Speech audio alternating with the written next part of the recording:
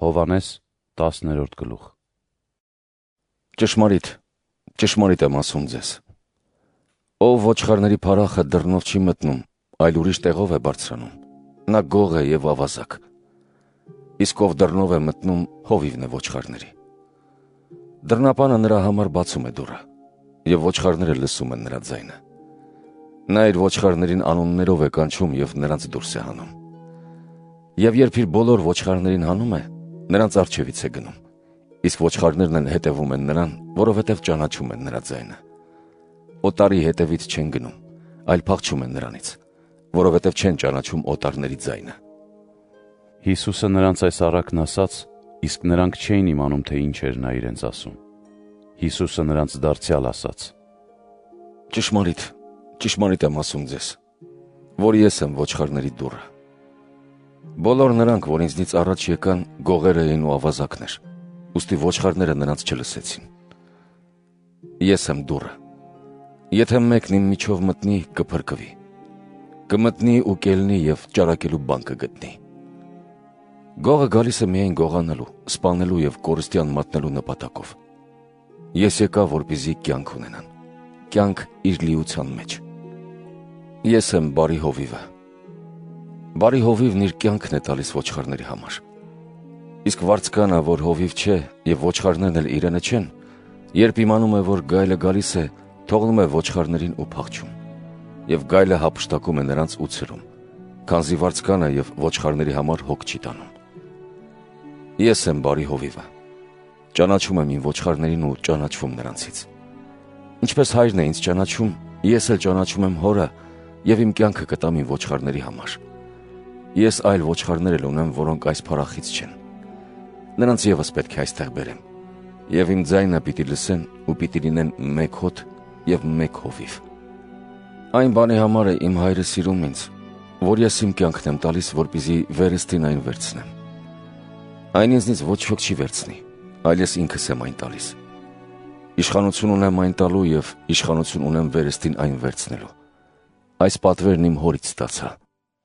Այս խոսքերի պատճառով հրեաների մեջ դարձյալ պառակտում առաջացավ, և նրանցից շատերն ասում էին. նրա մեջ դև կա և այդ պատճառով էլ մոլեգնում է,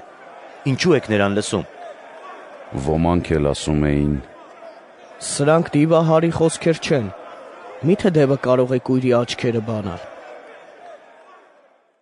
Այն ժամանակ Երուսաղեմում տաճարի նավակատիքի տոնն էր, ձմեռ էր։ Հիսուսը շրջում էր տաճարի մեջ, Սողոմոնի սրահում։ Հրեաները նրա շուրջը հավաքվեցին ու ասացին. Մինչև երբ մեր հոգին պիտի հանես։ Եթե դու ես Քրիստոսը, համարձակ ասա մեզ։ Հիսուսը պատասխանեց նրանց. Ձեզ ասացի և ինձ չեք հավատում։ Այն գործերը, որ ես անում եմ իմ հոր անունով, դրանք վկայում են իմ մասին։ Բայց դուք չեք հավատում, որովհետև իմ ոչխարներից չեք։ Իմ ոչխարներն իմ ձայնը լսում են։ Ես ճանաչում եմ նրանց և նրանք իմ հետևից են գալիս։ Արդ ես նրանց հավիտենական կյանք կտամ, և նրանք հավիտյան չեն կորչի, ու ոչ ոք նրանց իմ ձեռքից չի հափշտակի։ Իմ հայրը, որ նրանց ինձ տվեց, ամենքից մեծ է։ Իմ հոր ձեռքից ոչ ոք չի կարող հափշտակել նրանց։ Ես և իմ հայրը մի ենք։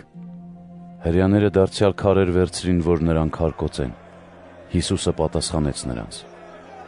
Բազում բարի գործեր ցույց տվեցի ձեզ իմ հորից։ Դրանցից որ մեկի համար եք ինձ քարկոծում։ Հրեաները նրան պատասխանեցին. Քեզ ոչ թե բարի գործի, այլ հայհոյության համար ենք քարկոծում, քանզի դու մարդ ես, բայց ինքդ քեզ Աստծու տեղ ես դնում։ Հիսուսը նրանց պատասխանեց. Ձեր օրենքում գրված չէ, ես ասացի, թե աստվածներ եք։ Իսկ եթե աստվածներ եք կոչում նրանց, որոնց ուղղված էր Աստծու խոսքը, և հնարավոր չէ, որ գիրքը ջնջվի, և ում հայրը սրբացրեց ու աշխարհ ուղարկեց, դուք ասում եք, թե հայոյում ես, նրա համար, որ ասացի Աստծու որդին եմ։ Եթե հորս գործերը չեմ անում, ինձ մի հավատացեք։ Իսկ եթե անում եմ, թե ինձ էլ չեք հավատում, գործերին հավատացեք, որպեսզի իմանաք ու ճանաչեք, որ հայրն իմ մեջ է և ես հոր մեջ։ Դարձյալ ուզում էին նրան բռնել, բայց նա դուրս պրծավ նրանց ձեռքից։ Եվ վերստին գնաց Հորդանանի մյուս կողմը, որտեղ նախկինում Հովհաննեսն էր բնակվում և մկրտում, եւ Հիսուսն այնտեղ էլ մնում էր։ Շատերը նրա մոտ եկան եւ ասում էին. Հովանեսը որևէ նշան չարեց, բայց այն ամենը, որ Հովանեսն ասել էր նրա մասին, ճշմարիտ էր։ Եվ այնտեղ շատերը հավատացին նրան։